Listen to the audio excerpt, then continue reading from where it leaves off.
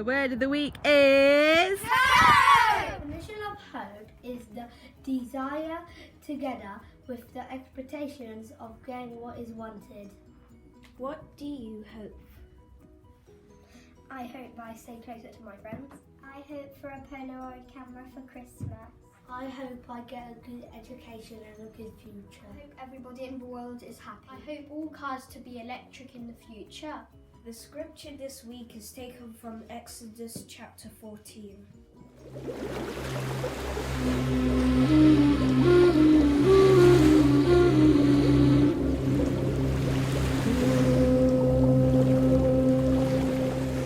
The final plague had the Egyptians scared, and they urged the Israelites to leave quickly.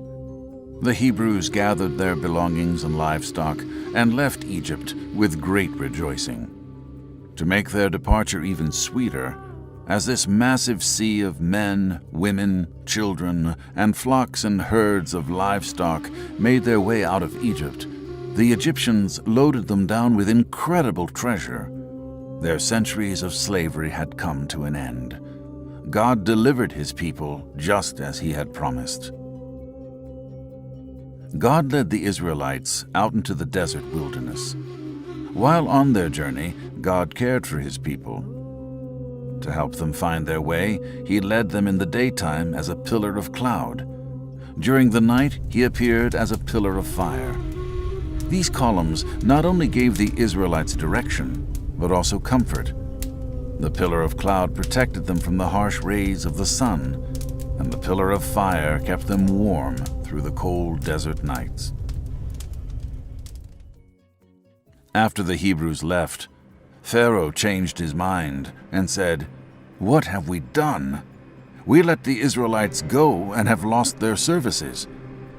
Pharaoh commanded that his chariot be made ready, and he summoned more than 600 of his best chariots and officers. As he and his charioteers rode off, Pharaoh's entire army marched behind him. All of Egypt's military was in pursuit of the Israelites. As Pharaoh's armies got near, the Israelites caught sight of them and began to panic. They quickly turned on Moses and asked him, "Why did you bring us out of Egypt to die in the desert?" But Moses stood firm and called upon his fellow Israelites to do the same. "Fear not, and see the salvation the Lord will bring you today. You will never see these Egyptians." Links to the word of the week because the Israelites never gave up hope. They followed Moses through the Red Sea even though they could hear the wheels of the Pharaoh's chariot. Moses told them not to be afraid, and they continued to hope that they would be saved. Throughout Jesus' time on earth, he brought hope to many people and continues to bring hope to people today. We can live like Jesus by being hopeful for a better future. We encounter God when we are all full of hope for a better world and act to make these hopes become a reality. The reflection this week is The Hopes and Dreams Reflection! you will need a thought bubble, a pen or pencil.